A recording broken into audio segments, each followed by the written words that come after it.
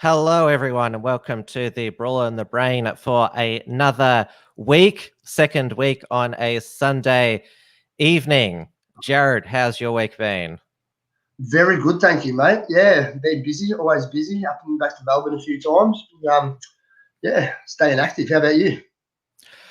Oh, I've been pretty flat chat, recovering from, both sick a couple of weeks ago. Yeah, well, you were sick. I was poisoned, but I'm much better. So thank you for asking. Do you have any evidence that you're poisoned?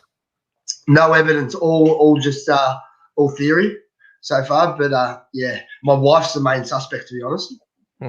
All paranoia and conspiracy theories. Kind of like somebody else who's accused somebody of poisoning somebody. Yeah, it's been done before. Yeah. The weather has taken, well, I wouldn't say a chill, but it's certainly gotten more wet and windy here in Victoria. I remember we had this sort of tropical weather round about this time last year, and it brings out all the creepy crawlies from the bushland as well, make their way into your home and your car. Yeah, well, you should try living up here, mate. You've never seen creepy crawlies until we're in God's country here. We got everything. So, yeah, I don't feel for you in Melbourne, that's for sure. We found a scorpion inside the other night, just walking through the kitchen. Sounds fun. Yeah, it's all right. It's good. Toughens them up. Although my son walks around barefoot all the time. I don't know what he gets bitten by. He comes in covered in lumps all the time, but he never whinges, so I figure it's just going to build up a good tolerance. It's part of growing up in the bush.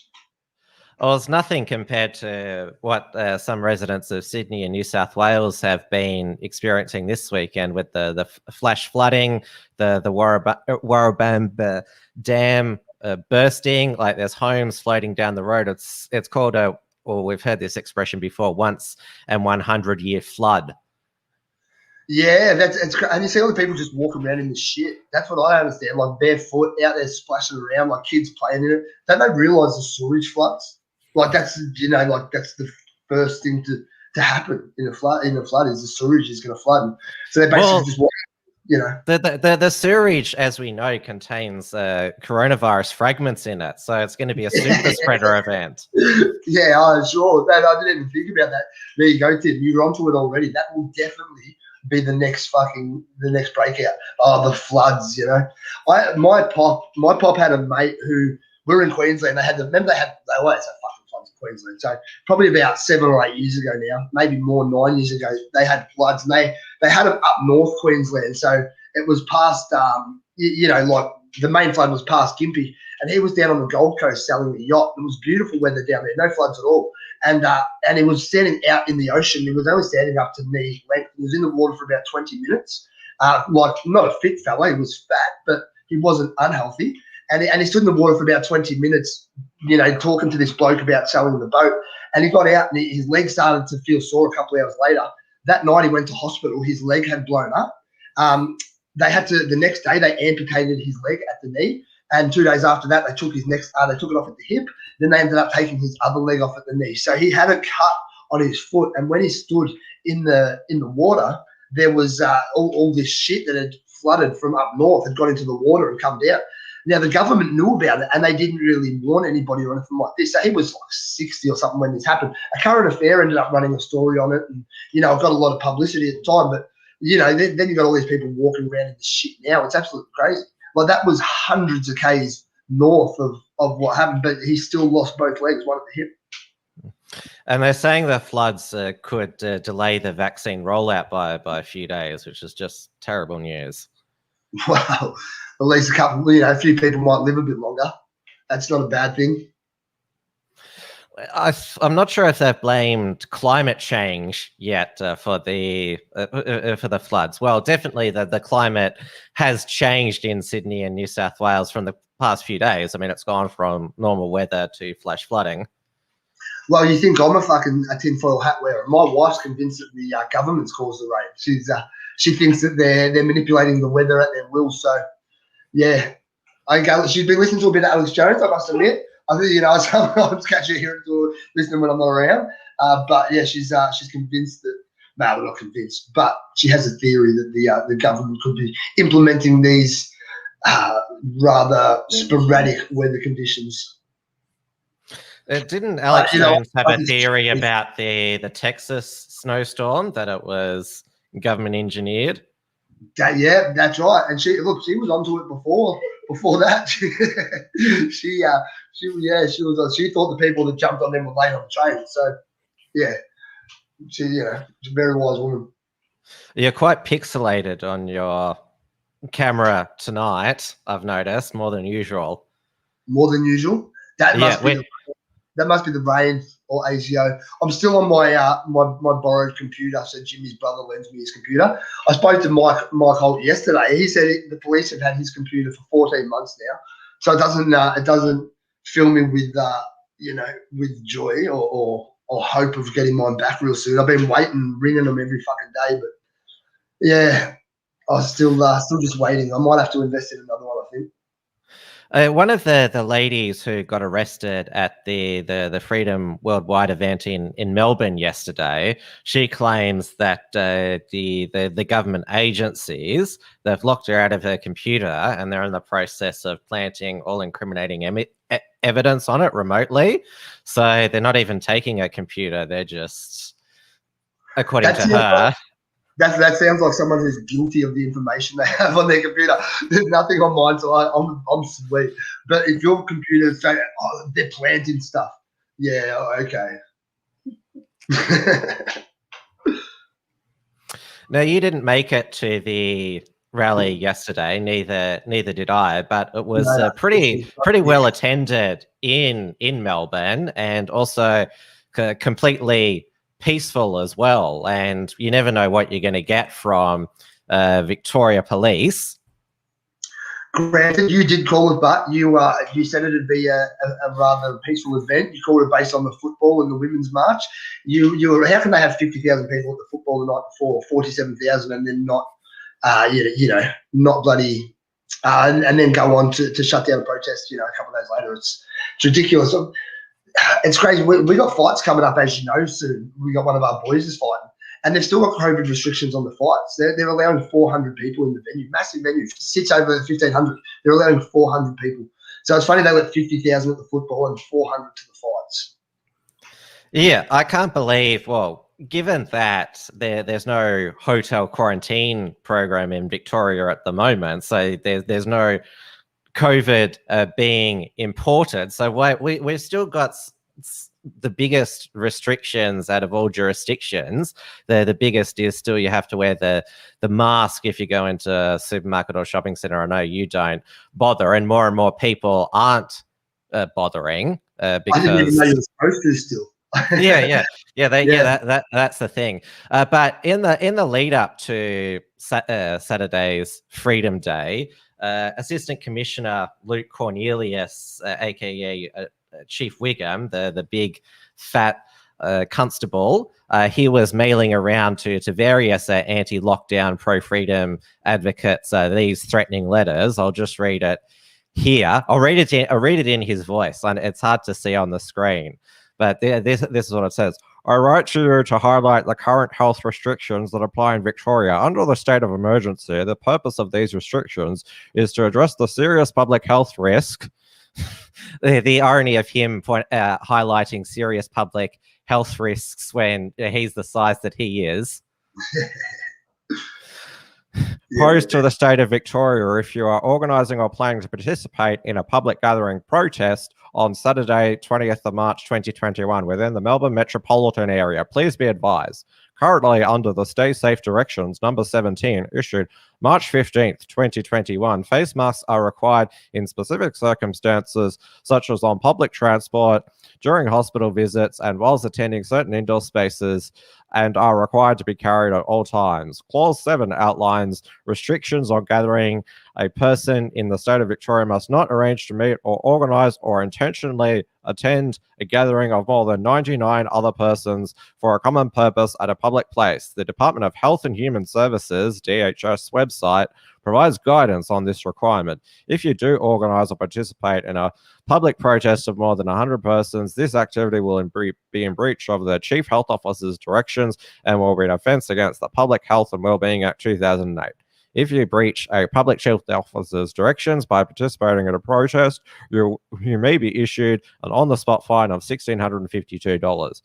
If, in organising a public protest, you encourage others to breach the Chief Health Officer's directions, you may be charged also with the offence of incitement, which may attract a court-imposed fine of just under $20,000. I urge you to remain updated with and comply with the Stay Safe Directions and Restricted Activities Directions issued by the Chief Health Officer in the interests of public health and public safety. The directions can be found at DHS website, and further information on protest activity can be found at Protests Explainer on the Victorian Equal Opportunity and Human Rights website. I urge you to register the event with the COVID-safe public events team as per the public events framework. Please refer to that website, coronavirus.vic.au, blah, blah, blah. Please be advised that if you commit to conducting the event in accordance with the guidance provided on the website, you may, if it is classified as a Tier 3, have up to 1,000 people in attendance, or if it is a low-risk Tier 2 event, you may have up to 5,000 people in attendance. Yours sincerely, Luke Cornelius, APM, Assistant Commissioner. So, be honest now, did you rehearse that before the show? No, I didn't. You didn't? That sounded rehearsed to me. Well, I'm just good at impersonating him because I've heard him speak so many times. Well, you might even get some recruitment offers after this. Work as a voiceover. I'd have if I was like to impersonate him visually, I'd have to put on a huge fat suit. That could be done, though. It could be done. I would definitely like to see it. Now, he has after his name, there's an APN, which I looked up is the Australian Police Medal. Oh, really? Oh, there you go. I don't know why I didn't get one of them letters. I feel sort of left out now. Maybe because he knows I would have laughed and told him to get fucked, but yeah, it seems like he's discriminating. Your MMA friend, Nick Patterson, he didn't get a letter either, so he was left out, even though he was a speaker at Saturday. Well, it's probably smart they didn't send Nick a letter. He would have had a field day with that. Now, they did send Anthony Kaloof, who's the coordinator of Australians versus the Agenda Facebook page and website. He was charged with incitement by Luke Cornelius in the lead up to the September 5 Freedom Day 2020. He actually wrote back to Luke Cornelius, and this was his reply. Dear Luke, Chief Wiggum Cornelius, I write to you to say that there will be 50,000 people at the MCG this weekend, but limits on gathering of 99 people at Freedom Protest. Obviously, the MCG with 50,000 people in it, which only yesterday got granted the concession of being able to cheer their team on while standing up, is safer than 50,000 people gathering outdoors in the fresh air to protest against the exact tyrannical directions which you have consistently enforced with prejudice to our cause. Don't get me started on the March for Justice protest just the other day. I do not care that the ideology behind our protest does not align with yours. We have a fundamental human right to protest, as you said yourself on national TV. We are protected by the Constitution of Australia, a beautiful document that you and your constituents should all read. It's time to end the hypocrisy and inconsistency when it comes to the enforcement of the law in Victoria. I believe that if this trend continues very soon, inciting people, as you call it, to protest will no longer be necessary, as hundreds of thousands of Victorians will have had enough of this rubbish and will protest anyway. You make promotion easy by continually doing this. My humble advice is to stop it now. I hope this letter finds you well. P.S. If you're looking for a personal trainer, the COVID-19 scamdemic cleaned up my entire PT client profile. I will happily give you a discount if you'd like some. I like it. That's a good reply. You done well. So he went to the Sydney Worldwide Freedom March instead. Fanos Peniides, who was also charged with incitement over the same protest, he went up to Brisbane. He caught a lift with Neil Pascoe of the Nate Max project. That protest up there is run by the People's Revolution. Tritty Tricky and Max Egan and Dave O'Gnees, they're the main personalities there. There you go. I have no idea who 90% of them people are, but good on them. It's good that they're all working together. Are they all from Melbourne, the ones that travelled up? Like Fanos? No, only Fanos is. Although I think Neil Pascoe, he's from Adelaide. Well, that's what his Facebook says, but he spends a lot of his time up in Byron Bay, that area there with the alternate lifestyle communities. He's a smart man. That's a beautiful area. I can't wait to spend more time there myself. Well, that's a bit yuppie for me. A bit further east, where there's more pot. And now we've seen Victoria Police kettle freedom protesters, or attempt to kettle them at various freedom rallies, though they found themselves nearly in a kettle. Victoria Police on Saturday. This was some footage captured by Pissy Leaks Pete.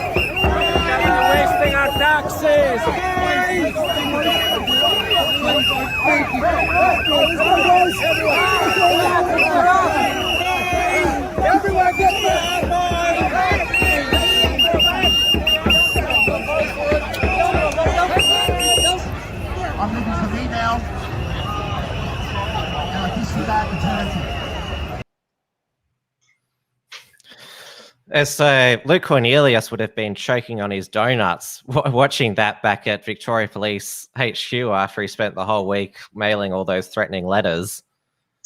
Look, that's great to see. It's great to see people starting to get out there in more numbers and rally together. And that, look, there was a big crew yesterday. There was also, people are starting to come together. From all walks of life.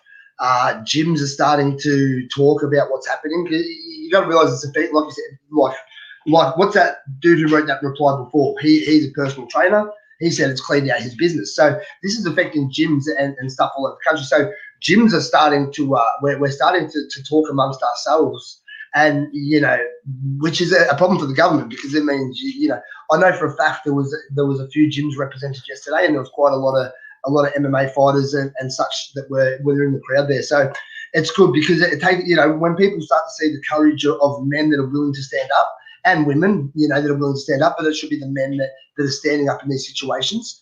It inspires them to stand up as well. So it's good to see some people have some fucking balls. That's what we need. There's too many people that are cucking out at the moment. They're scared of this, they're scared of that. That is good to see. They push back, and it shows you what people power can do, really. And As I stated before, it was a worldwide Freedom Day, so there were rallies all around the world the same day, and Well, the it was UK, an yeah. anti-vaccine. It wasn't a freedom. It was an anti-vaccine, which is which is very. Oh, it was against all the tyrannical government responses to this pandemic. Yeah. Well, there you go. They can never figure out a course, can they? They pick one at a time. There's so much going on. I hope they don't flog it too much. Like, I know a lot of these people that have found themselves doing this. They consider it now. They can't find a way out, so they're just pumping out these protests every week. Well, because we're not, freedom hasn't been restored, so. No, it hasn't. But there needs to be more concern. Like what they're doing weekly, it's going to fizzle out if they continue to do this.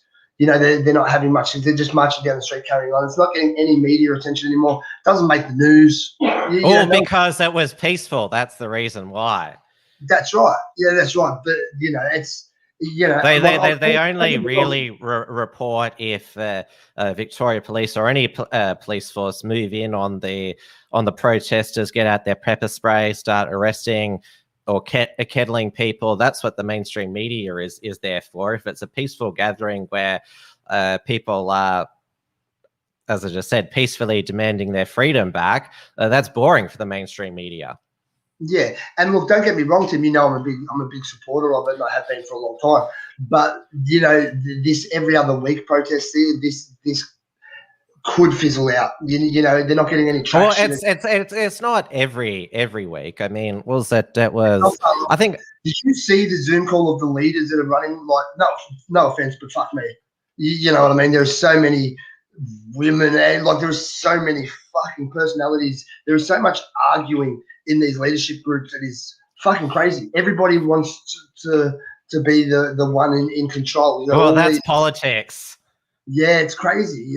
I hope it can. Like, obviously, I hope they have success, but I can see it eating itself the way it's going at the moment. There's nothing but bickering, and it's crazy. But it's good to see that many numbers. I think the vaccine's a major thing at the moment. I know you wanted to wait later in the show, but I have to get it out now. They killed Marvel and Marvel's fucking Halo. You know what I mean, with the vaccines. Like that is. If I bring it up here, his widow denies that it's a reaction to the COVID vaccine and says speculation that it. How much do you get paid for that? Well, that's what probably people are asking. He was an absolute legend. Like he was I won't say a hero because he's not my hero, but he was a legend. He was an amazing athlete. One of the best boxers of all time. Like that is an absolute tragedy. If Dutton had died, so what? But when you start killing Greg Hunt, you mean? Whoever, man, they're all the same to me. But if he had died, no great loss. How did they give you? How did fucking Marvel get the vaccine? But he still took the vaccine. I know why. Like this is crazy. How many doses have been handed out in Australia now? 700,000. Well, did you hear that the GP the GP clinic's phone lines were clogged when the government-run websites opened up? Vaccine appointments. So there's, despite all the negative publicity the AstraZeneca vaccine has got over the past week, Australians they still can't wait to get it, even if they're not in the Group 1B. They can get it tomorrow. So that's adults with pre-existing conditions and over 70s. Yeah, it's absolutely crazy. Like I've got a friend who I was talking to yesterday, and he was saying that he had spoke to his dad about the vaccine. He spoke to his dad about a herbal medication that he wanted his dad to take for whatever ailment that he had at the time. And his dad said, "Oh yeah, I'll research that." But his dad was an advocate for the vaccine. He said, "Well, hold on. How come you won't? You're not going to? How come you're not going to research the COVID vaccine?" He said, "Oh, the COVID vaccine is saving millions of lives." And my mate said, "Hold on, but you're going to research something that's natural, but you're not going to research something that, and his dad was just basically shut him down. And he said, "Oh, what are you even talking about this for? Oh, we're just going around in circles." My mate said, No, this is a fair question. I want to know. and they just ended up in a fight, and my mate got nowhere. But it shows you that the people that are still dialed in, they don't see outside that box. Like I've said before, with elderly people or older people, they didn't have the access to information that we had for a young age. So, no, they still watch the 6 o'clock news. Yeah, so I feel for some of them. You know what I mean? Like I understand why they are stuck in that. That box of believing TV is real. Anybody who's under the age of fucking 40 and has a smartphone should know better. If you're on social media, you should fucking know better. Do some research. You have all the information in the world at your fingertips. There's no excuse for ignorance. But people we still have people. I ask people who are vaccinating their kids, and if they do vaccinate their kids and such, and most people say yes, and I ask them why, and they say because that's what we do. I've had people tell me it's like religion. It's just something that you do. Like, don't you do some research? Like, you're their parent. At least have the due diligence to research what you're fucking putting in your kids. That's what a good parent would do. Not just trust the government and whack some fucking shit in there. Research it and make up your own fucking decision based on the information that you've digested. But that's what the government's doing at the moment, and that's it was great to see Nick and that out there fucking fighting against it, because it's crazy. Absolutely crazy. They're killing us. They don't give a fuck about us. They hate us. Like Neil says, the government hates us. Well, they've demonized over the past year people doing their own research, as you put it. They said, oh, that's how you discover conspiracy theories, by doing your own research. And what has Scott Morrison said? Don't go to Dr. Google or Dr. Facebook. Go to we showed last week on the show on the health.gov.au website your vaccination questions answered. Yeah, it was fast. Yeah, and why ask a doctor their opinion on vaccines? The doctor's not allowed to give you their opinion on vaccines, and it's in the code of conduct. For a doctor to be a doctor in Australia, they have to support the Australian vaccination policy, regardless of their personal decision, their personal feelings. So even if a doctor doesn't like vaccines, they're not allowed to recommend you not to get them. They're not allowed to. That's against the code of conduct. So asking a doctor their opinion, they're not going to give you their real opinion. What's the point? You have to do your own research. I'm not sure what Jimmy's on about there. What Tim, what's on your mind, mate? What are you saying or you can read my mind and think that there's something wrong up there? What's going on, Jimmy? He's only watching from the other end of the house. Jimmy starts a new job tomorrow, so he should be asleep. Oh, well, good luck to him. Yeah, no, that's good. He's doing well. Now, remember last week we played the footage of those women being arrested by the UK police at the vigil for that murder victim, Sarah Everard. Now, it's not surprising that this weekend in the UK, given the negative press and the outrage, that the UK police they didn't break up and arrest the freedom marchers there. In fact, they ran away from the freedom marchers. This is in Hyde Park in London.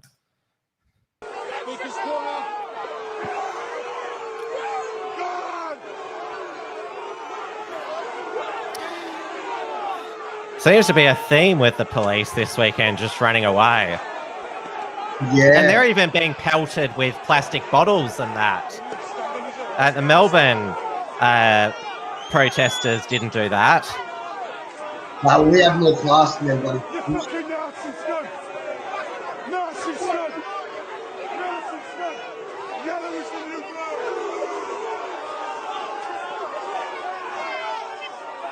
See, the problems the police in London, anyway, they are so fucking cucked. They're diversity hires. Oh mate, like I've seen some of a lot of the videos of police watching people over there, and they have no hope. They don't know, but they're not even armed, are they? Or they're just armed with fucking. Doesn't look like it. I think they haven't back in the fucking. That's it.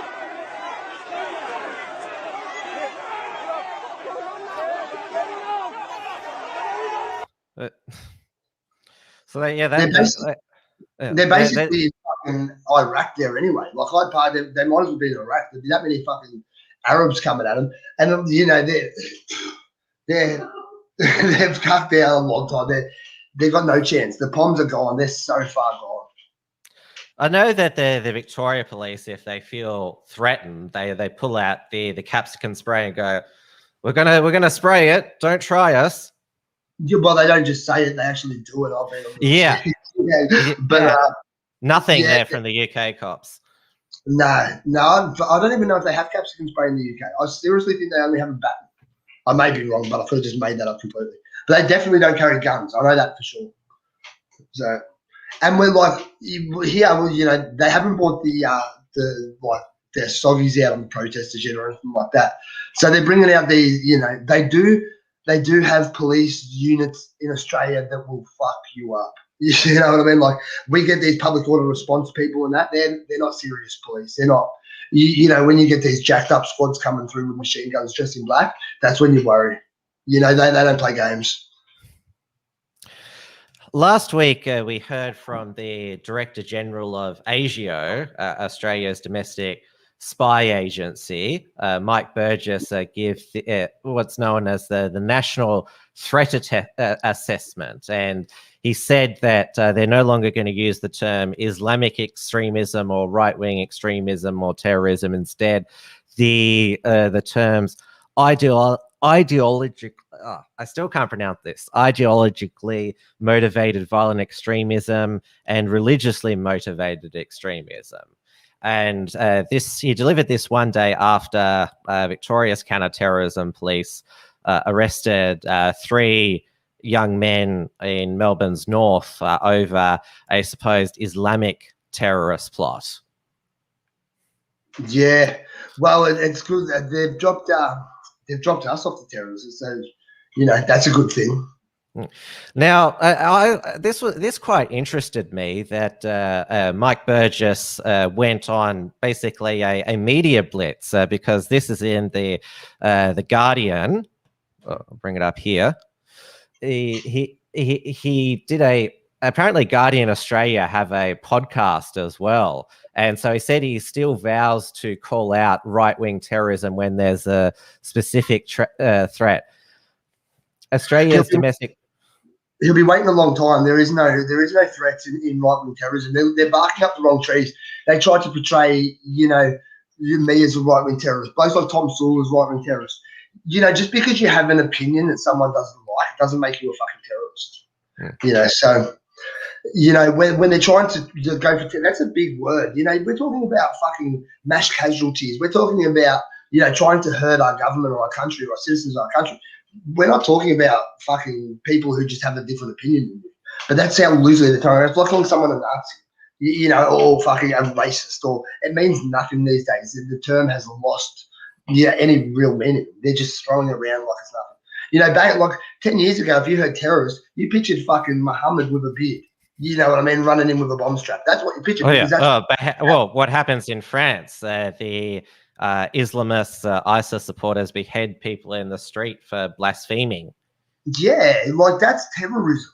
You know what I mean? And whether you like it or not, there's a major part of Islam that that has terrorism. So that's where they should be looking. What terrorists have we got? Brendan Tarrant, really? Was that real anyway? Who fucking knows? Like, there's some weird things that went on there. So. They're barking up the wrong tree. It's an attack on conservatives. They're just labeling conservatives as terrorists. I'm not even fucking right wing. I don't know how many times I have to say it, but they've still said it. It's anybody with a different opinion than the narrative is going to be fucking slandered. So, yeah. Well, that's what that Guardian journalist Michael McGowan he became fixated on you being a far right extremist. Yeah, but again, like I said, I'm so far from a far right extremist. Like I'm so much a minimal government. Like that's what they don't get. I've got Tom coming on next Friday night on my show. I'm gonna have a very interesting talk with him, I think, because I see us on the same sides of some equation when it comes to the government and their plan for us, but very different in our ideologies and our views. So, but I think it's going to show, that basically it's an attack on conservatives and not, that there is no terrorism involved in any way. It's a wonder they haven't called you a terrorist yet. How come you get the fucking golden ticket on the terrorism card? Oh, no, Christina Keneally, who she lobbied for this parliamentary inquiry into extremism, she's labelled the Unshackled. Was at first she said we were an alt-right website or media, and then she said we're a far-right alternate media organization. She also published an op-ed in the Australian talking about we need to stop right-wing extremism spreading online, but it was behind a paywall. So I couldn't see if that she mentioned either myself or the Unshackled again. She certainly, don't worry, she has a fixation on me and the Unshackled. Yeah, I know. That's just not the terrorism label. That's a very sticky label. I'm going to have to start a Tim as a terrorist. well, there's those allegations that I'm a dog killer. I know, which is real. That's just as bad, if not worse. You know, when you start talking about, animal slaughter or sacrifice. Well, because that's what the occult and halal do. Yeah, well, it could be. I'd put it more occultish with you than halalish, but you never know. You never know. As you and I both know, the situation in Victoria is still, in terms of restrictions, quite onerous, despite the fact, well, we've sort of cheated in the other states that we have hardly no active cases because we're not taking return travelers anymore. Apparently, the quarantine camps with the cabins down at Avalon Airport, they'll be ready by October. Yeah, well, what is it? Quarantine camps? They're actually going with quarantine camps. Yes, they're out of the CBD. You know where Avalon Airport is? Yeah, it's just north of Geelong. So they're going to be building open-air quarantine cabins out there, so you can go straight from the plane to the quarantine camp there for 14 days. They just sit at near Barwon Prison, Margate Prison. They're just building a little enclave of fucking prisons down there. They've done it from, they're doing it in the Western Melbourne, and now they're doing it down there. Dan Andrews is on record as saying it, not just for this pandemic, but for the future as well. I'm not sure if he means future pandemics or like just when they start rounding up dissonance. Yeah, and it'll be it'll be a terrorist camp soon. That was called terrorist camp, and just start loading up anybody with a conservative view. Isn't that what re-education camps? Yes, that's what they had in Pol Pot's Cambodia. Well, they have those in communist China with the Uyghurs in Xinjiang province. Well, it's a hybrid re-education concentration camps because basically it's psychological torture and re-education. Yeah, they don't fuck around the Chinese. Is that just for Arabs? Like just for Muslims, isn't it? Muslims, yes. The Uyghurs are Muslims. Yeah. They're ethnic Chinese, but they're Muslims. Uyghurs. That's what the ethnic group is called. But they're persecuted for decades. The Chinese Communist Party, Falun Gong practitioners, basically any group that they believe will not worship the state 100%. Yeah, hence Tibet, Hong Kong, all this going, everything's going on over there. I've been watching a few Chinese documentaries, about just their cities, and they're fucking ghost cities. Have you seen them? I've seen those as well. It's incredible. That's unreal. They build whole fucking cities right ready to go, and no one moves it. Well, that'll be Melbourne soon. It'll be a ghost city. Well, I might move back then. There's fucking too many people in the car. We went out shopping today. It's fucking crazy. You can notice the influx of people to the area. It's it's definitely noticeable. But hopefully they're all the good ones who want to flee Dan's Melbourne. Yeah, hopefully. I think half of them are vaccinated anyway, so they're not going to last long. It's a bit harsh. Now, as you know, or as our audience know, Dan Andrews is out for at least 6 weeks with his broken rib and fractured vertebrae, and it's been great not to see his mean mug on our screens of recent times. Now, there's been lots of theories about, because we're just told that he slipped on some wet stairs on his way to work on Tuesday morning, and that's at a holiday rental in the Mornington Peninsula, and that's what happened. Yeah, well, I think you've found the truth, haven't you? After some investigation. Well, yes. Now, one of the widely circulated theories was that he was at Andrew Fox's holiday home on the Mornington Peninsula. Lindsay Fox's son, who owned the Lynn Fox Trucking Company, because Lindsay Fox and Dan are like that. And so to clarify there, Lindsay Fox doesn't own Lynn Fox anymore either. Oh, did they? Well, yeah, he was old, mate. Told. This was a meme going around. Dan Andrews and Andrew Fox in Brokeback Melbourne. But yes, I've cracked the case. You have. Yeah. Do you remember? She was initially called one of the Bunnings anti-mask Karens, Lizzie Rose, who's a witch. She went viral for filming herself in Bunnings without a mask when the mask mandate came in and being followed by staff. She went on the Today Show, did the publicity a bit. In around about August last year, she cast a spell on Dan Andrews. Have we got the spell? This is here. Yes. Yeah. We, the people's voice, cast you and your agenda out. We say no to mandatory vaccinations against our will. She looks legit. Throw away your evil agenda. We, the awakened people, say no to mandatory vaccinations. We cast you out. We cast out your evil agenda of cruelty, deception, and control. No, we will not be vaccinated against our will. You are to leave government. You are to walk away from your power and your position. For we cast you out. No to mandatory vaccinations. No. This is against our will. This is against our right to freedom, to choice. The universal law is greater than any law of any land.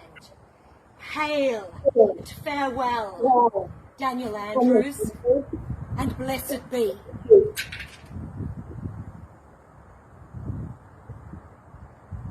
Did she just hail Dan Andrews? To bless and cleanse this right, I call forth the heavens to open and bear down upon us on this day and on this night. Cleanse this government and all its ill will. Banish from state, territory, capital, and the hill. Imagine if you lived around day and guardians of night. Great Mother Earth, in this cauldron of bounty, punish them, make them accountable by law, by honour. Make them hear and make them see, and free our people, both by land and by sea. Lift the restrictions. No to mandatory masking. No to mandatory vaccinations. Reopen our economy. For as we will it, so mote it be. It is done. It is done. It is done. There you go. Thank you. Yeah. She didn't actually ask for him to fall down some stairs, but, you know. Yeah. Well, it was a 6-month lag time between the spell and the occult, with the occult energy pushing him down the stairs. Now, it was probably lost for 6 months if it come from her. She fucking didn't look like she knew what was going on. Now, Lucky Lance, who's a Facebook personality who doesn't like Lizzie Rose, reported her to the Cheltenham police station for causing grievously bodily harm to Dan Andrews. Sent the police that video as evidence. and said that she's going to go to jail for a long time. But I don't think so, because the Victorian Labor government back in 2005 actually decriminalised witchcraft and spell making. So this was the then Victorian Labor Attorney General Rob Hulls. Under the Vagrancy Act, as an offence to profess or to pretend to tell fortunes or practice witchcraft. He said, but the times have long since passed where witchcraft and fortune telling represented a danger to law and order or a focus to criminal activity. Law also says anyone who pretends from his skill or knowledge in any occult or crafty science to discover where or when in manner or goods the charlatan stolen shall be found guilty of an offence. So there you go. So there you go. I think Rob Hulls, he was a Labor Attorney General, has been proven wrong when he said the times have long since passed where witchcraft and fortune telling represent a danger to law and order or a focus to criminal activity, because it looks like maybe it's a spell that's caused Dan to fall down the stairs. Well, I don't know if that's a danger for law and order, if that's just what, that seems like fucking justice to me. But I can't believe that spell making was illegal for so long. If people want to be dickheads and cast spells, let them. Like people can do whatever they want. You want to fucking be a witch, man.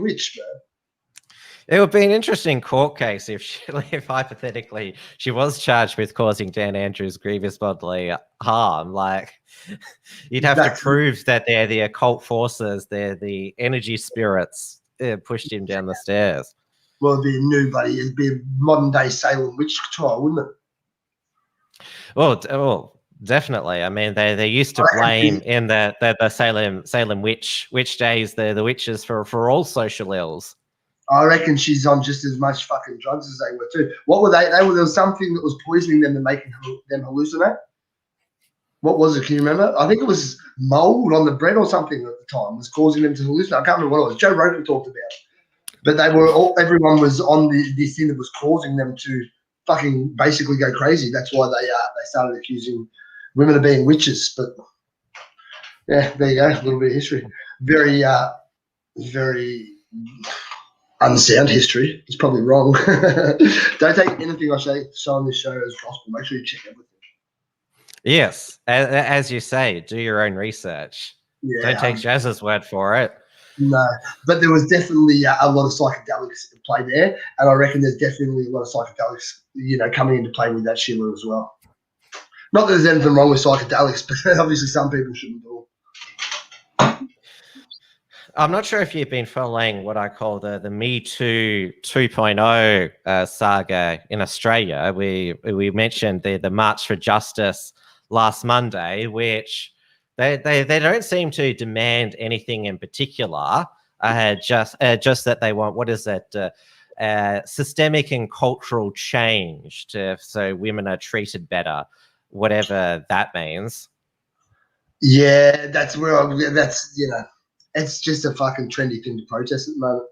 It's just what did you hear that the New South Wales Police Commissioner, Mick Fuller, he proposed a consent app to stop rapes and sexual assault, that before you engage in intercourse, you click consent on the app.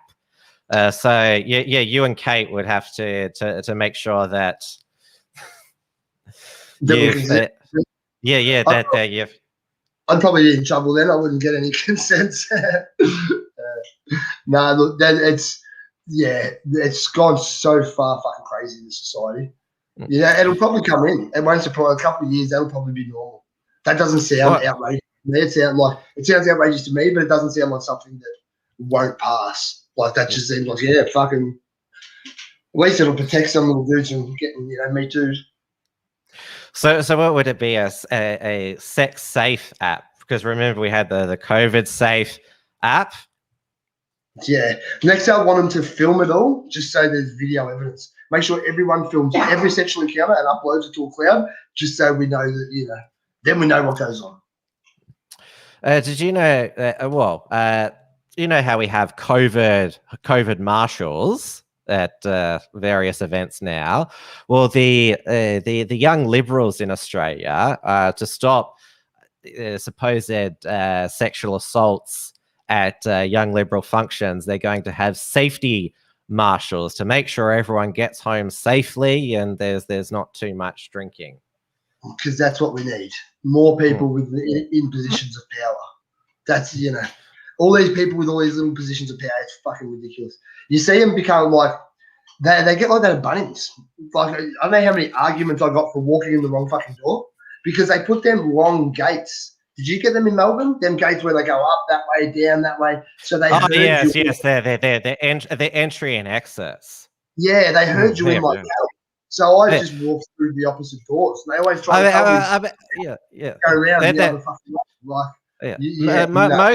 Most places have relaxed them now. The same like as I was talking about before, heaps of shopping without masks now. But like there's still like people who, what is it, when they go in and just like they, forget their mask, do this when they put their shirt over it, or what was it, they or they have a tissue and like put it over their face, and it's like, yeah, that's going to protect you from a virus, and it's also going to get you out of a $200 fine from Victoria Police. You're like, it's clearly not that important to you, the mask, since you don't carry one with you. So just do your shop without a mask. Don't look like a complete goose with like a tissue over your face or a hand or your shirt over your face. Yeah, it's like they're trying to fucking socially peacock. They think they're better because they're wearing a mask. It's fucking crazy. I literally think they're all idiots. Everybody I see in a mask, I think is an idiot. Unless they're working, I think, oh, well, you know, I understand you got to pay your bills. But if anybody goes out wearing a mask, I instantly don't like them. You know, like, I like most people, but like a little bit of me just thinks you're dick. Yeah. I tell you, and the worst is the blokes like, you see blokes walking around like they're tough and they strut and they're staring at people and they're wearing a mask. I think you're scared of fucking COVID, but you're trying to meme people in the street. It's fucking, you know, I don't like that. I'm very polite everywhere I go. You know, well, that's not true, actually. I'm 90% polite until someone sends me off. But as long as people are polite to me, I'm always polite. I'm never rude to anybody first, and that is a true statement. So, you know, but as soon as I see them in the mask staring at people, you know, it makes me want to slap them. Do I wear masks? Jimmy's asking. Sometimes when it's just like easier to, but I do not wear them when they're not legally required, and that's a whole other thing. People wearing them where they don't need to, like outside in the open air, or in the car park as well. Like the ones who, as soon as they get out of their car in the car park, put it on, even though they don't have to actually put it on until they actually get in the shop. And then, of course, there's the people who drive with the mask on, where seriously, like you're a lost cause. And they're normally either fatties or oldies. Yeah, fuck them. Yeah, I don't like them. They're all, mate, what can you do? The world's full of idiots. I didn't know that. Yeah. Of course. Gympie masks, are they from the town of Gympie up in Queensland? I've never heard of Gympie masks before. Yeah, you know what he means, Tim. You know exactly what he means. Anything that's for fun's okay. If you're wearing a mask for fun because you like to wear a mask, go for it. That's a different story. Or masquerade masks. They're the ones that they go over your eyes and have, but they also have a. Don't worry about it. How do you? I've got to hide this head somehow. Oh yeah, but they have a like a sort of a satanic sex cult vibe to them as well. Have you ever seen Eyes Wide Shut? No. Yeah. I remember it coming out when I was young, and I always wanted to because I knew like Nicole Kidman's tits were in there, but I never got around to it. You never go around to seeing Nicole Kidman's tits. I was shocked when I watched it. Wow, she shows her tits. Yeah, well, I knew that before it came out, and because I was like, I remember like there was never access to porn when we were young. Yeah, so yes. In a movie, you would watch the whole movie for that little bit of tit. That was, you know, but I never, like, I was too young to hire that when it came out, and then I never bothered hiring it myself. By the time I got to that stage, I was over it. What about Carrie when it's in a girl's locker room right at the beginning where they're all nude. Like, you don't have to fast forward to that part. It's just, did you get to see that? Yeah, I've seen that one. Yeah, and was that on Wild Things? Can't remember who was in that. Who was in Wild Things? Jennifer Love Hewitt, someone like that. Nev Campbell. There you go, Nev Campbell. But that was as good as it got. Now they kids just bloody, they don't even have to like it's just on their phone. Like they just go on fucking Facebook. Well, that's there's been a lot of talk about the easy access to not just pornography, but really like grotesque pornography. That obviously that's not helping when it comes to the issues of sexual consent. Twitter's full of animal porn. Like there's porn on Twitter, and also Facebook as well. And really? Like they delete all of the hate speech, but leave up, or they even leave up child pornography on Facebook. Yeah, there you go. That shows you what agenda they're pushing. But I knew someone who went down, like they found someone on Twitter and it fucked them up for weeks. Like so they went they went on a binge trying to find more so they could report it on, because they're like, fuck, this is so wrong, it needs to be stopped. So they had to report, but then they had to find them to report it. That turned into a messy situation. But that's just fucking socially accepted. Like some of the pages had fucking, the amount of followers they had was shocking. Like people into some sick shit. Yeah, and Facebook and Twitter, they just turn a blind eye. Like, surely, like, he's not the only one who has stumbled across it. No, and look, saying that they did pull them down, but it took a couple of weeks before it all went through, and they finally got an email back saying, yeah, look, we find that this is against community guidelines, and they shut the channels down. But yeah, like I said, it took weeks for that to happen. But going back to where were we? Yeah, eyes wide shut. I was getting to even the masquerade masks aren't pure because of that. Did you know that the director of that movie, Stanley Kubrick, like, because it sort of it sort of gave an insight into those sort of like elite, like satanic sex cults and that. He died before the film was released. Oh, he was quite young as well, early 60s. Some people read into that. Yeah, well, I think. Because he the film was telling too much. There you go. Yeah, I might have to watch it now. And it caused Nicole Kidman and Tom Cruise's divorce, perhaps. Well, there you go. Well, I think that was coming anyway, wasn't it? It was probably more Scientology related. Yeah, Tom Cruise being fucking crazy related. Yeah. You see that Tom Cruise impersonator? You remember that dude? There's lots of Tom Cruise impersonators. Oh, there's one that stands out in particular. I can't remember who but he is so good. He's funny. You'll have to, when we finish the show, give me his name. Yeah, I'll have to find it, but I'll definitely find it. He's worth watching. He can help you with your impersonations. Oh, hey, mine don't need any help. What is it? I've on various Unshackled Productions. Who have I impersonated? I've impersonated Jordan Peterson, Brian Stelter, the CNN Reliable Sources guy. Well, I've impersonated, a Mark Dice impersonating Brian Stelter. I'll find my office set a challenge for you. I'll find someone that I think you can impersonate, and we'll see if you can impersonate it. We'll see how far you can reach. Am I impersonating you at the moment? Full blackface and everything. Or what is it? Providing a voiceover to a black person when you're not black. That's also blackface now, because what was it? The voice actor on Family Guy who voices Cleveland Brown, Mike Henry, he was white, and so when Black Lives 2.0 happened, when George Floyd died, he said, I'm going to stop impersonating. Oh, sorry, stop voicing Cleveland since I'm not black and give it to a black actor. Yeah, he cucked. Where's the men like Robert Downey Jr.? You know what I mean? Like he went blackface as well. You know, that was 2008, and he was in that movie Tropic Thunder. He was satirizing blackface, like the role of blackface. He had the balls to do it. You know what I mean? Well, that was 2008. Yeah, I know, a different world.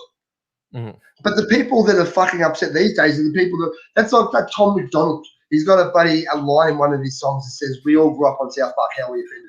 It's so fucking true. Like we grew up watching South Park, and now we're triggered by fucking the slightest things.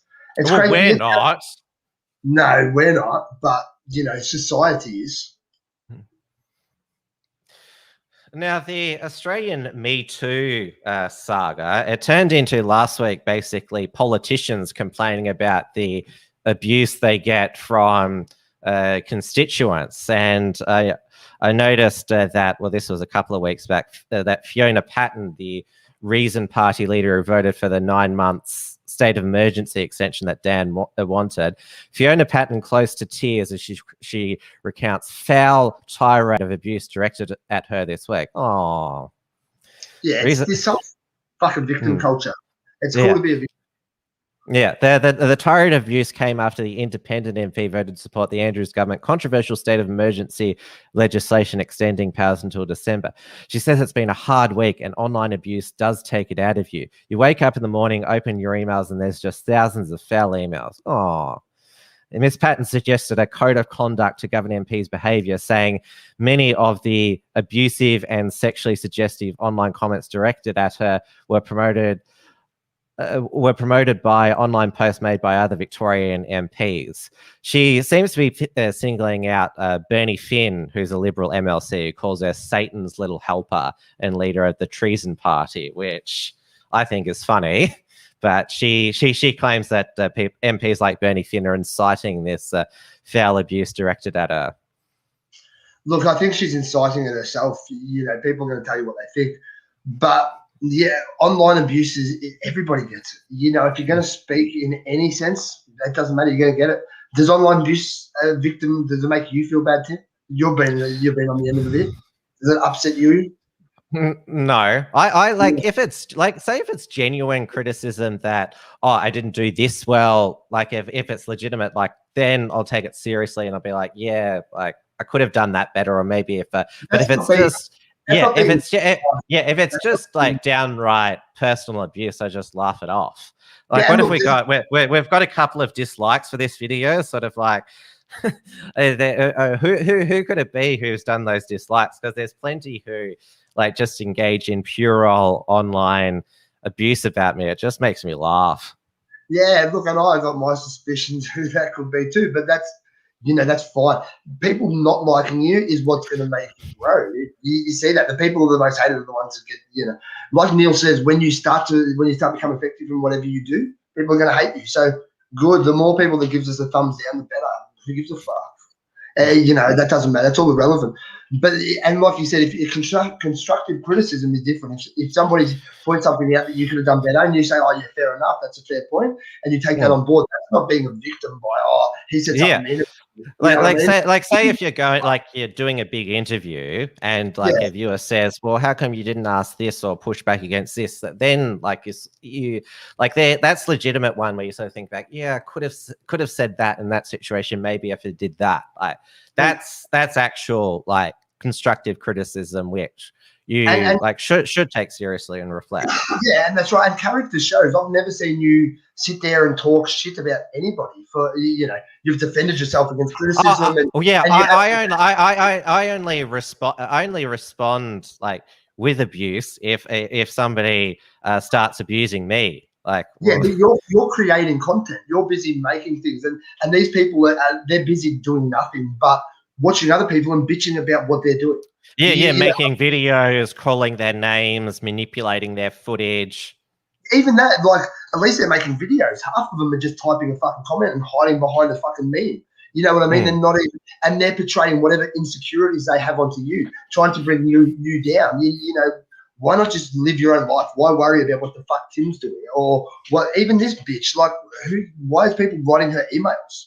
Who gives a fuck? She's not gonna, you know. Like, That's the thing. So, well, I'll finish this article. If someone did it in your workplace or any other workplace, they would be hauled before HR. She says abuse has even transitioned from online to real life. I left my house the other morning and someone yells at me in the street as they're riding past on their bicycle, wishing I would die. And then a stream of expletives, she said. I'll bounce back and I'm proud of the stuff that I do. I know that I'm in there for the right reasons and I'm working hard. Well, obviously that person on the bike, their past year was probably quite miserable. Yeah, that's right. Like, yeah, they probably knew her too. Like, if they know where she lives, that, you know, it's one of her neighbours telling her to get fucked. You know, maybe if you're telling you to get fucked, then you may have an issue. That's some constructive criticism you should listen to. You know, most of the people that hate you or you don't see them. I don't walk out the front and have my neighbours abuse me. I walk out the front and my neighbours say hello. You know, they're like, I know everybody in the street. My kids play out the front. You know, like, I've walked down the street with Senator Slater Neil after being to a protest, and Neil has people yelling out the car windows. Yeah, like, you know, they're not abusing him. You know, they're paying their respect to him. So, you know, if the abuse online is, that's nothing. These people don't have the balls to say anything to your face or confront anybody in person. You know, if anybody confronts me in person, I'll respect that and let them have their say. But when it's through, you know, online abuse or fucking silly messages, I do not respond. We also saw Brett Sutton there, the chief health officer, talking about the toll the second wave took on him. I felt awful as a father. So Professor Sutton and Queensland Chief Health Officer Jeanette Young opened up about the pressure of making major health decisions and leading their respective states' COVID-19 responses in a podcast from the Australian Health Practitioner Regulation Agency. I'm pretty free about saying there were some really significant struggles there. Part of the solution is to recognize you're not at your best, and it feels like such an escapable burden.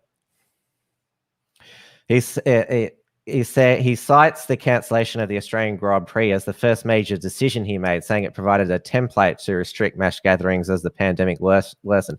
He said it was the first of many popular decisions.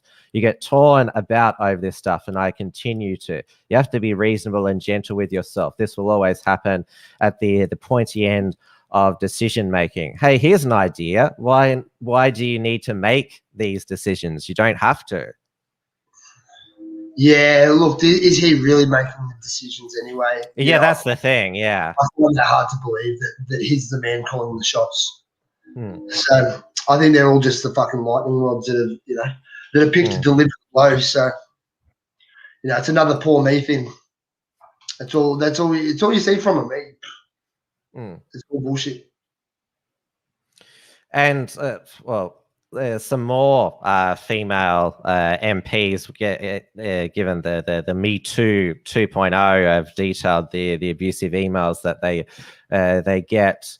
A trio of Labor MPs used the 90-second time allocated to MPs just before question time to elicit the death threats and abuse sent their way. Anna Lee, the first Muslim female MP in the federal parliament, said the abuse she receives targets not just her gender but her religion. I have somebody who regularly writes to me addressing his letters to the ISIS whore, sending me racist, vile material directed at the female Labor MPs.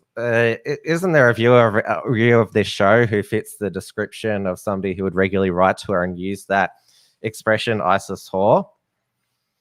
I don't know. Can you name them?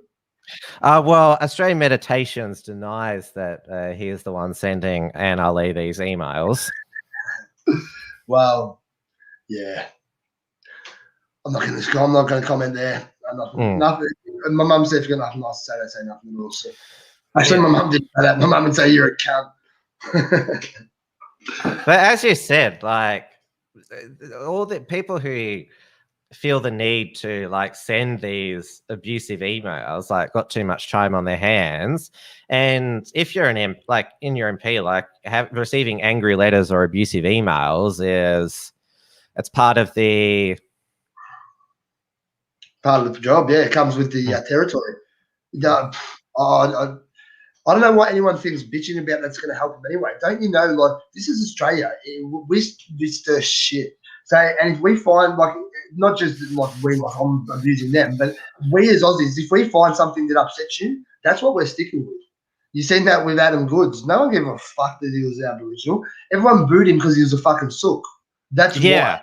If he had a flog is the AFL term. Yeah, so like it's the same with like they abuse him because it's, you know, like if I find a nickname that upsets one of my boys in the gym, you know, I've got fighters. If I find something that shits them, that's what I'm sticking with because it shits them. We're Aussies, we hate shit. It builds thick skin, you know. But you know, resilience and thick skin's a thing of the past. 2008, you know what I mean? Robert Downey Jr. That was the end of that.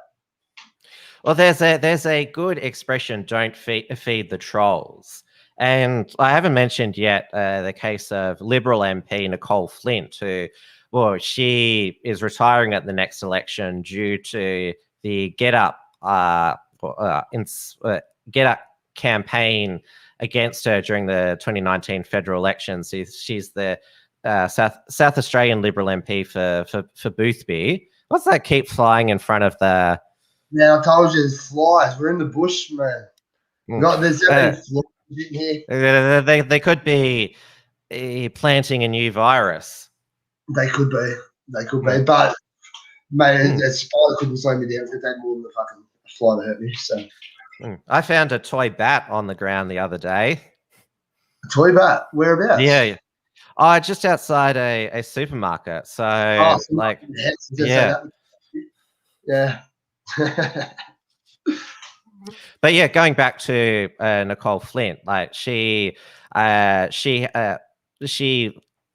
says that Get Up, which is a progressive leftist group, incited a sexist and misogynistic campaign against her, which inspired a stalker who she had to get an AVO against, and her office was vandalized with sexist abuse. And she broke down several times this week when talking about it, so it's clearly affected her. But when she on the Thursday, like, read out emails that she'd subsequently received, basically saying, "Oh, you know, you're a sucker," and blah blah blah. Like, she fed the trolls further, like, by reading out those further emails she'd got in the past 2 days. And I don't doubt that she's had a tougher time than other, or you'd say, MPs, and like that's clearly had an effect on her. Yeah, well, you know, toughen up, sweetheart. That's a problem with women in politics. If they can't handle the fucking backlash, why, you know, don't be there. You know, you got to be able to handle the abuse. It's going to, like you said, Tim, it's going to come. So, well, it probably doesn't help that she's 42 years old and lives alone. Like, she doesn't have a husband or children to give her support. I bet she has a cat. I bet she has a cat. I don't know. I bet she does. She's probably got two. So maybe there's you'd say midlife crisis factor there going there, because you feel sorry for her if sort of, like, you know, she's retiring from her political career and like she realizes that, well, 42, it'd be hard for her to start a family at that time. Yeah, look, I know a family's not for everybody, but I sort of feel for people who don't have families, especially as they start to get older. I'd hate to not have kids. You know what I mean? I'm like growing older, knowing that I'm going to have I got 3.8 kids, so soon to be 4. So, you know, I'm excited about the future. I'm excited about grandkids. You know, that is a joy that everyone should experience. And if you're not leaving anything behind, you know, it's sort of seems not sad, like you don't have a purpose. That's way too harsh. But it seems like you're missing out on something. You know what I mean? So yeah, I can understand that regret coming from her at that age. Because 42, your ship's basically sailed as a woman. No offense. There's another, well, she's a Liberal senator who's tough as nails, Amanda Stoker. She's got husband and 3 young children, so she's got a large young family. So she's assistant attorney general now. She's never complained about sexism or anything like that. In fact, she's called out even other female Liberal MPs playing the gender card. Like, she called out her own LNP state leader, Deb Frecklington, who said, "I'll not be bullied by the backroom LNP boys." And Amanda Stoker said, "Well, I don't like how she basically set it up as a gendered attack against her." So she's got 3 kids. So, and she's a tough woman. It's not easy to raise a family.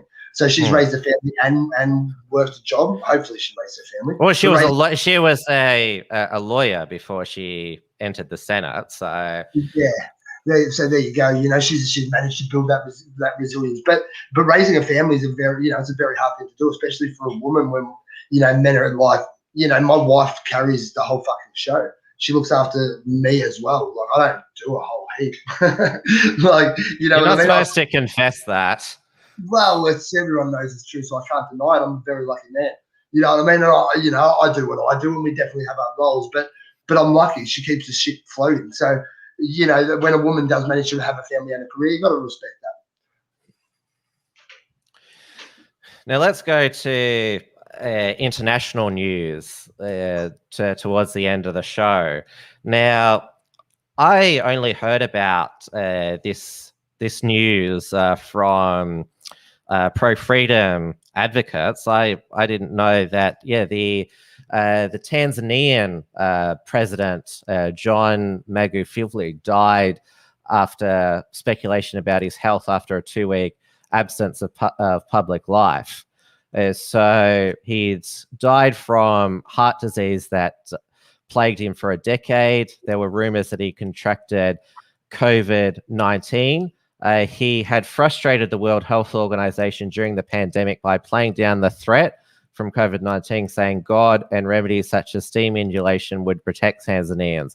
The former chemistry teacher mocked coronavirus tests, denounced vaccines as part of a Western conspiracy to take Africa's wealth, and opposed masks wearing and social distancing. Tanzania stopped reporting coronavirus data in May last year when it recorded 509 cases and 21 deaths, according to the WHO, which has urged the government to be more transparent. Mr. Magufuli was re-elected for his second term in 2020, winning 84% of the vote, an election result rejected by the opposition, which said it was marred by irregularities. So Vice President Samia Suluhu Hassan will assume the presidency. What do you make of this? Did he just die because of heart disease, or was there something else? Well, it's funny that just after he comes out and speaks about, vaccines and PCR tests and all that he dies. It's, it looks very obvious, but that's the way they work. It's the same as a suicide with 2 shots to the head. Or, fucking Seth Rich was robbed, but yet he was found with his wallet and his fucking watch. You know what I mean? These things they're thrown in your face. So, yeah, I think it's pretty obvious what happened to the fella. And again, now they put a woman in charge in an Arab country where she's not going to get respect of the men that are under her. What the fuck? Right. I have a theory. If they wanted to get rid of me, they wouldn't suicide me. Because Blair Cottrell lives not far from me, so they'd make it out as if I was murdered and then plant the evidence on him. So they get rid of 2 for the price of 1. You reckon that's the way to do it? I don't give them any ideas. That's not smart. Well, now that I've said it, if it did hypothetically happen, the fact that I've put out that this is what they could do shows that it would if it did come true, then that clearly the narrative that they'd put forward would not be true. Yeah, well, if anyone tried to kill me, they'd want to fucking get up early, mate. I'm not worried about them. Plus, I have sons to avenge me and 2 gyms full of fucking Well, professional. if they tried to like get rid of you, it'd be like when they tried to assassinate Rasputin. You know who Rasputin was? I do know who he was, but I don't know about his assassination. What happened? So he was like He was a Russian.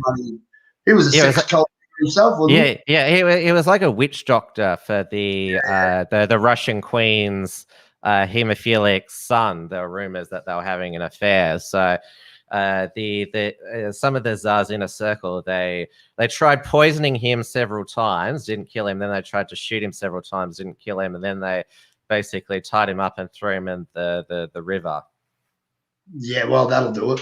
Yeah. Mm-hmm. That's Look, it happens. It happens. I don't think it happened to us yet, but there may be a day, when they start rounding up dissidents, and if they do, I'll be ready to go, mate. So we're up early every morning. I do this shit every day of the week.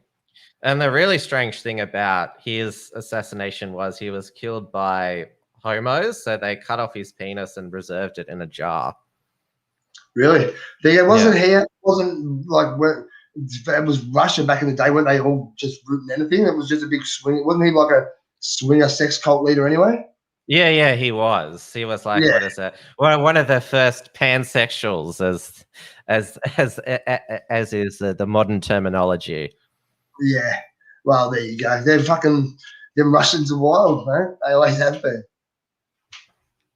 Well, speaking of wild Russians, President Vladimir Putin, he's challenged President Joe Biden to an online live debate after the president called him a killer.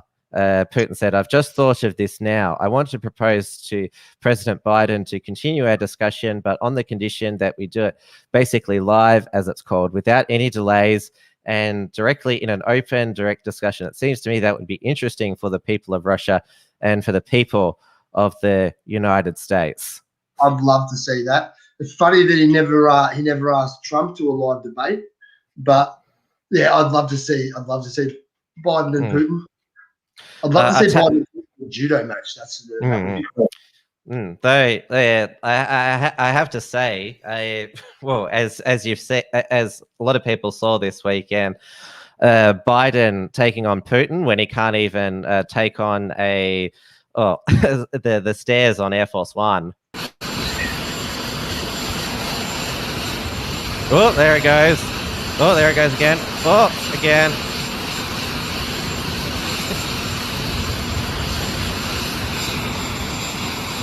They've made it. Yep, tried to still look dignified at the top there. Didn't really work. But Putin's a boss, man. Like, Putin is, I don't know much about Russian politics. I should know more. But I respect the fuck out of that man. He probably hates me and would kill me the second he got a chance. But he's definitely, he's definitely a hard man, that one. Have you seen the video where the fucking bird salutes to him? Like a pigeon salute. You haven't seen that? No. Google, once you finish this live stream, do me a favor, Google pigeon salutes Putin. Now, that's no fucking video that they've doctored or anything like that. It fucking salutes him, and he waves back to it. It gets out of his way, salutes, and Putin waves. Amazing. I watched it 100 times when it come out.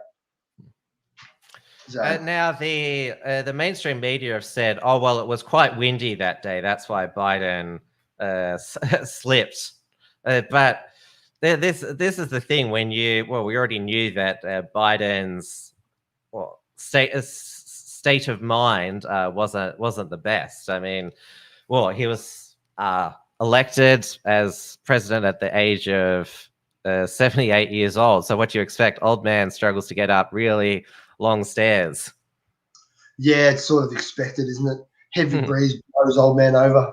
Yeah, there's a poll now. Who hates stairs more at the moment? Is it Joe Biden or Dan Andrews? I reckon Dan would take the cake on that one. Joe probably forgot about the stair incident already. He's already, he doesn't know what the fuck's going on. Well, Dan is 30 years younger than Biden. So what was Dan's excuse? He's just soft as butter. It's just brutal. It's what happens when you don't go to the gym and exercise. Eat shit food and live a fucking sedentary lifestyle. You fall downstairs and you break shit. If Jimmy falls downstairs, he's going to break the fucking stairs. You know what I mean? He's not going to hurt himself and fucking fix the stairs. Yeah. Going back to ASIO Chief Mike Burgess, even though he talked about the threat of the new extremism terminologies, he also talked about how ASIO had removed a nest of spies from Australia in the past year, trying to gather intel from all sorts of places. And he hinted that it wasn't China, which most people concluded it was Russia, because there was a Four Corners episode on the ABC about a month ago about Putin's, well, basically like these Russian bikies who like Putin in Australia. Oh, really? I didn't see it. What club? I can't remember off the top of my head, but yeah, talking about Putin's army in Australia. Did they have their own bike club, or were they part of another one? No, it was their own bike club apparently. Oh wow! Can you find that and send it to me? I'd be interested. I will. But that's it. I know.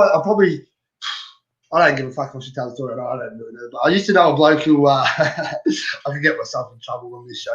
I used to know a bloke who was he was a mate of mine in jail, and he was a Russian fella, and his mum was the godfather of the Russian mafia in Australia, and she actually was like she had killed his parents when he was young and taken him in, and she had done that to multiple kids. So she had over 15 kids apparently. She's from Melbourne, and apparently that was a done thing. If people died within the community, instead of sending them to DHS or the government or anything, she would take them in and she'd raise all these kids. So she didn't obviously kill everyone's parents. It was just anyone whose parents died. They took in the kids, but this kid knew that she had. This dude knew that she had killed his parents when he was young and taken him in. And look, he still called he called her mother and all that sort of shit. But they're a hard breed, them Russians. They don't fuck around at all. We don't have a real big Russian community here. But yeah, like the Eastern Europeans in general, Bosnians, Albanians, Croatians, they're a fucking hardy bunch. Well, we saw the Albanians out at Dandenong revolt during the second lockdown against Victoria Police. The patriarch of that community, Jamal Arbizi, he was there on Saturday. Patriarch of which community, sorry? The Albanian Australian community in Dandenong. His family's opened up a cafe in Dandenong, the Balkans, which it's on my to-go list there.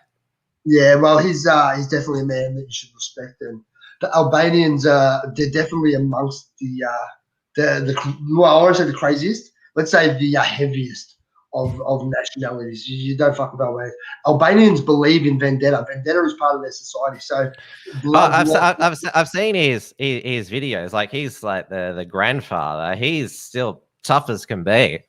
Yeah, I don't know who he is. You can send me a link. But I know our baby. Like, go to the Balkans restaurant when you're in Melbourne next.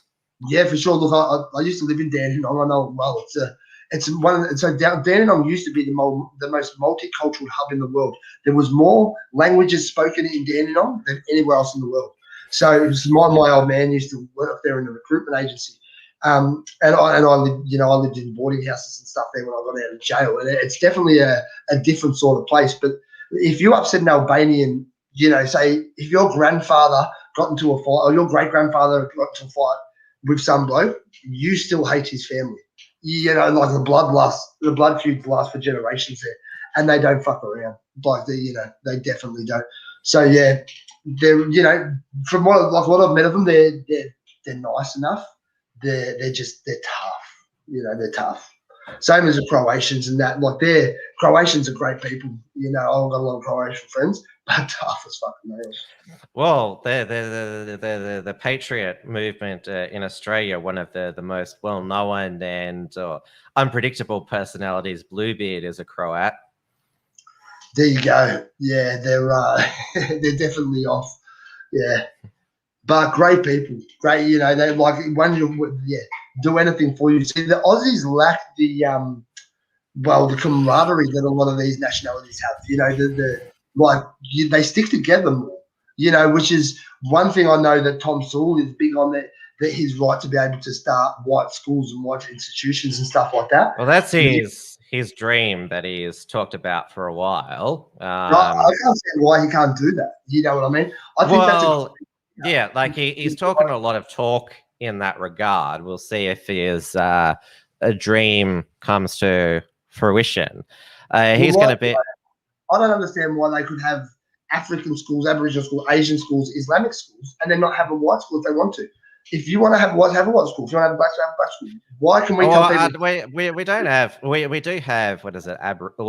Aboriginal and Islamic schools here. Well, Islam is a religion, but we don't have, to my knowledge, African or Asian schools. The Asian schools that we do have in Australia, they're what we call academic selective schools, because the Asians top the class in all those entrance exams. Yeah, true. We'll move away from schools, have it as clubs or bars or restaurants, whatever they want to have. The Croatians have the Croatian club. You know what I mean? There's Macedonian clubs everywhere. The Africans have their, you know, everybody, they all have their places where they congregate. The Greeks have their place. You know, why can't the Australians? I don't see what's wrong with that. You know, that's a perfectly reasonable request, I think. It's just a case of people telling someone else what they can't do. Fuck, if Tom wants to do that, let him do that. You know, why can't he? Tom's going to be your guest on the next episode of Hard Knocks on Friday.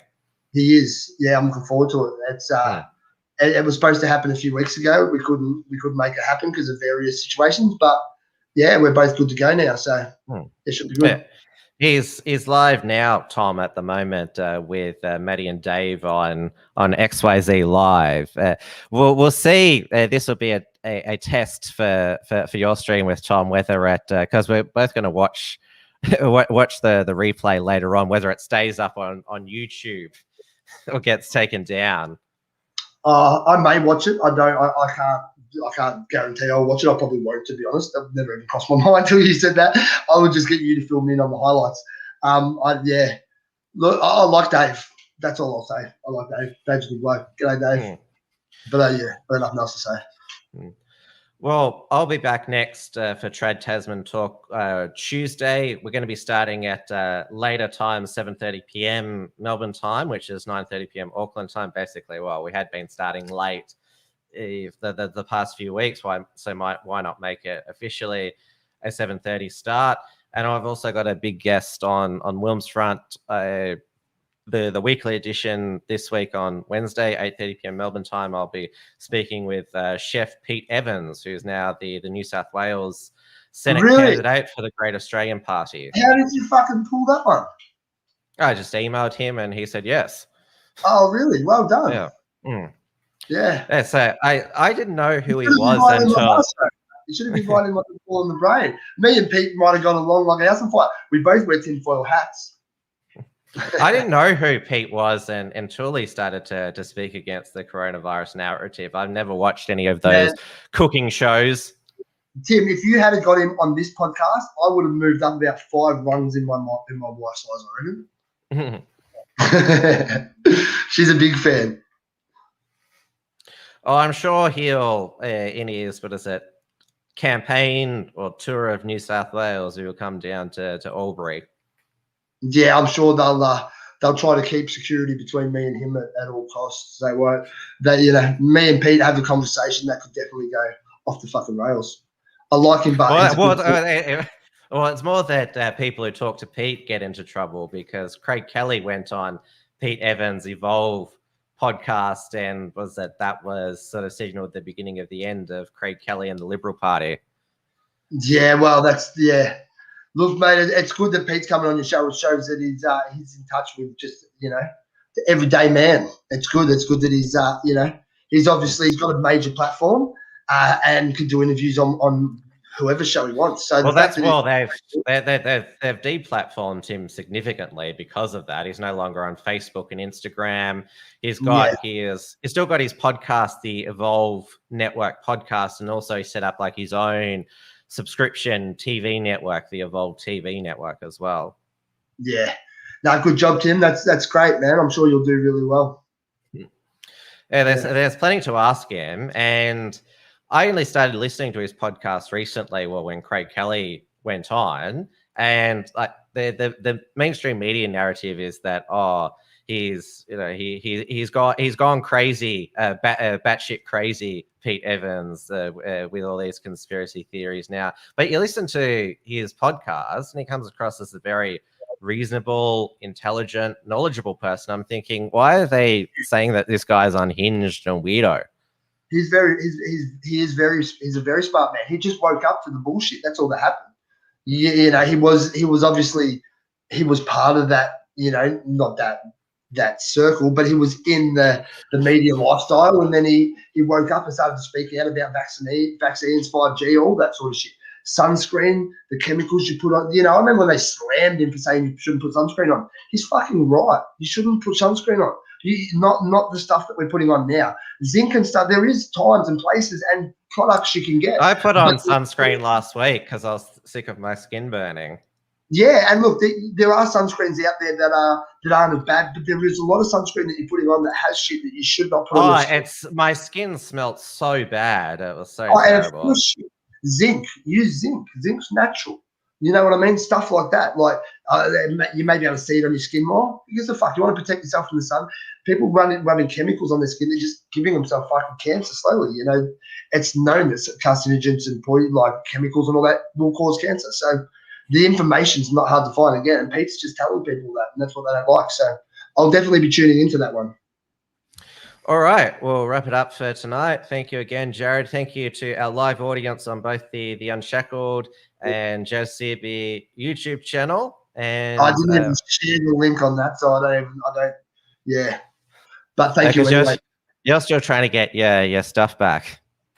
I am, so I haven't shared any links. I haven't really concentrated much on my YouTube. I put up a technique video the other week. I'm going to do a few coming up, but I'm working hard on music and recording with someone who used to produce, some good stuff. So hopefully in the next few weeks we'll have some music out. Well, yeah, I say it's actually say a few months. Within the next few months we'll have some music out. So I'm excited about that.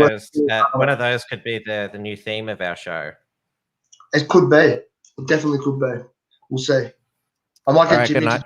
He's a Nice. Thanks for volunteering him. All right, brother. I'll talk to you soon. Good night, everyone. Cheers.